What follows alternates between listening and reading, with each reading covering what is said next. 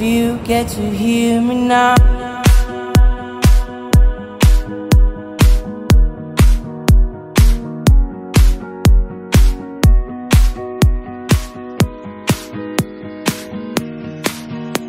If you get to hear me now.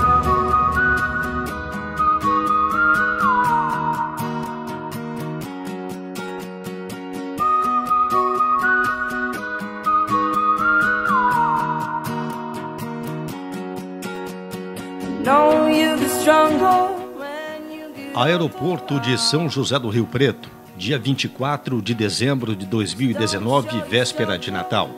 Neste momento nos encontramos no aeroporto de Guarulhos, em São Paulo, de onde faremos a viagem até Londres por aproximadamente 12 horas. Chegando em Londres, aguardaremos o próximo destino, que será Berlim, na Alemanha. Aqui em Londres, aproveitando o tempo para descansar, conhecemos o local com novidades surpreendentes. Chegamos ao hotel, exaustos da viagem, e nos dirigimos à recepção para realizar o nosso check-in. Após levar nossas malas ao quarto, deixamos o cansaço de lado e fizemos uso do metrô para começar nossas visitas aos pontos turísticos de Berlim. Por estarmos no inverno europeu, a temperatura se encontrava na casa de -3 graus, com clima chuvoso. Hoje já é 25 de dezembro, dia de Natal, e a cidade ainda apresenta a decoração com os seus pontos turísticos. Uma grande árvore natalina se encontrava à frente do portão de Brandemburgo.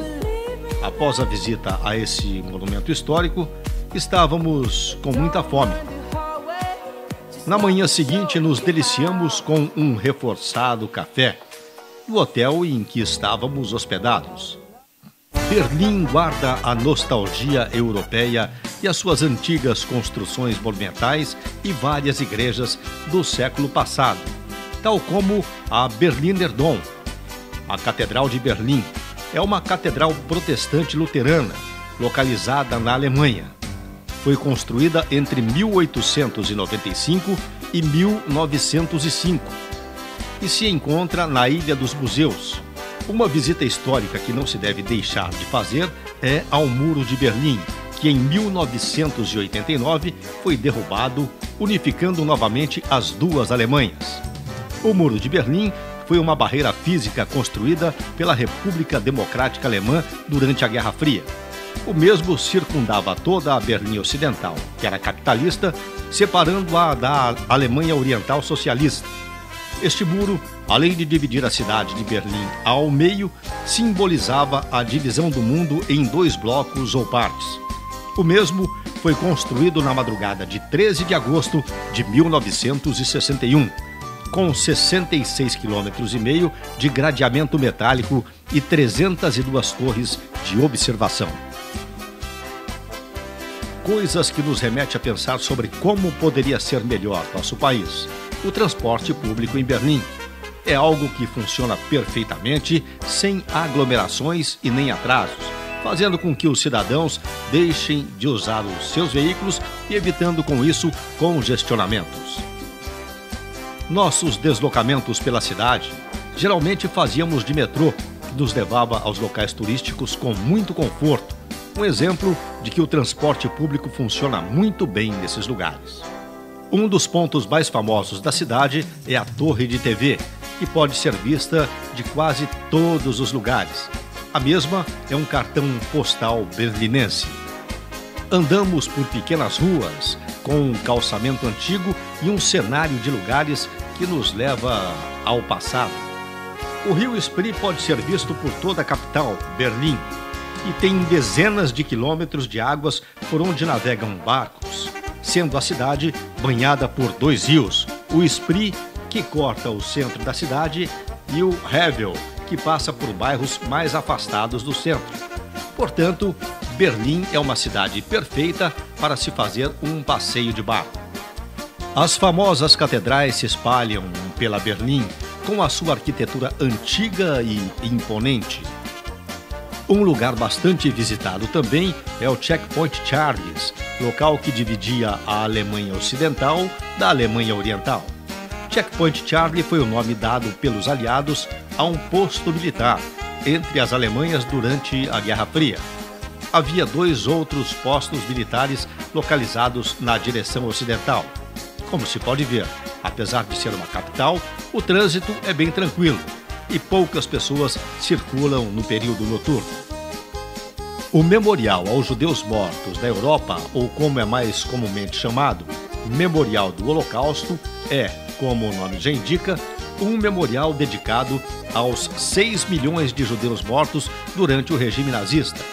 O Memorial do Holocausto está localizado no coração de Berlim, a uma quadra do portão de Brandemburgo. Durante a nossa permanência em Berlim, visitamos o parlamento alemão, onde de sua cúpula se tem uma bonita vista para a cidade. O Bundestag é o parlamento da República Federal da Alemanha. Pode ser comparado à Câmara Baixa, como a Câmara dos Deputados do Brasil. Uma construção bastante popular em que estivemos também foi o Estádio Olímpico, do distrito de Charlottenburg, construído para os Jogos de Verão entre 1934 e 1936. Próximo estava o Palácio de Charlotte. Sua construção se deu entre 1695 e 1699 e serviu como residência de verão de Sofia Charlotte. Em 28 de dezembro, deixamos Berlim e partimos em uma viagem de ônibus até Varsóvia, na Polônia, com duração de aproximadamente 8 horas em um desconforto total, que era compensado pela neve que se estendia pelos campos. Um visual muito bonito. Chegamos em Varsóvia e tivemos uma recepção nada agradável com um motorista de van. Pagamos 90 euros por um percurso de 3 quilômetros, valor em reais 450, um verdadeiro assalto e desonestidade. A capital da Polônia nos presenteou com uma arquitetura moderna na parte central e contrastando o velho e o novo de um lugar destruído durante a Segunda Guerra Mundial. As origens de Varsóvia remontam à Idade Média e, por isso, a Cidade Velha, ou Stare Miasto, é um burgo muralhado, reconstruído meticulosamente, que é da Idade Média e da época do Renascimento. O cemitério judaico de Varsóvia é um dos maiores cemitérios judaicos da Europa. Foi estabelecido em 1806 e ocupa uma área de 33 hectares. O cemitério contém mais de 250 mil sepulturas marcadas, bem como sepulturas coletivas de vítimas do gueto de Varsóvia. O Palácio da Cultura e Ciência é um edifício notável tipo arranha-céus. Fica no centro de Varsóvia, na Polônia. Com uma altura total de 237 metros, é o mais alto do país. O 6º edifício mais alto na União Europeia e um dos mais altos do continente europeu. Foi um presente do ditador Stalin ao povo polonês e não bem recebido por muitos. O gueto de Varsóvia foi o palco da revolta do gueto, a primeira insurreição massiva contra a ocupação nazista na Europa. A maioria das pessoas que estiveram no gueto de Varsóvia foram gaseadas, ou seja, mortas pela inalação de gás nocivo no campo de extermínio nazista de Treblinka e Auschwitz. Hoje é dia 1º de janeiro de 2020. Agora, nós embarcamos em um trem bastante confortável, bem diferente do Flexbus ônibus horrível que viajamos de Berlim. Nosso destino era a Cracóvia. Cracóvia é a cidade polonesa ao sul, perto da fronteira com a República Tcheca. É conhecida pelo centro medieval e pelo bairro judeu bem preservados. Seu bairro antigo, cercado pelo Parque Plenty e por resquícios de muralhas medievais, tem como centro a grande e imponente Heinrichsgraund, Praça do Mercado. Nela está situado o Cloud Hall, um posto avançado de comércio da era renascentista, e também a Basílica de Santa Maria, uma igreja gótica do século XIV. A fábrica de Oskar Schindler, conhecida a nível mundial devido ao seu aparecimento no filme A Lista de Schindler. A fábrica faz parte da história do país, pois seu dono empregou todas as suas forças para salvar o maior número de vidas durante a ocupação nazista na Polônia.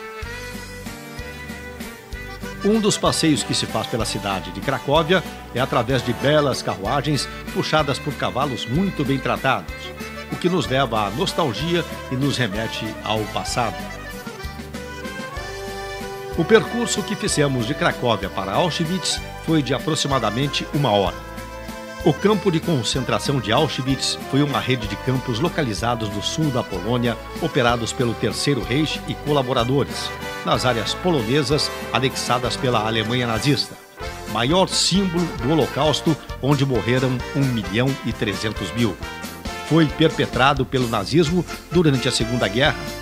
O local permanece preservado para que possamos refletir sobre o que jamais deverá acontecer na história da humanidade.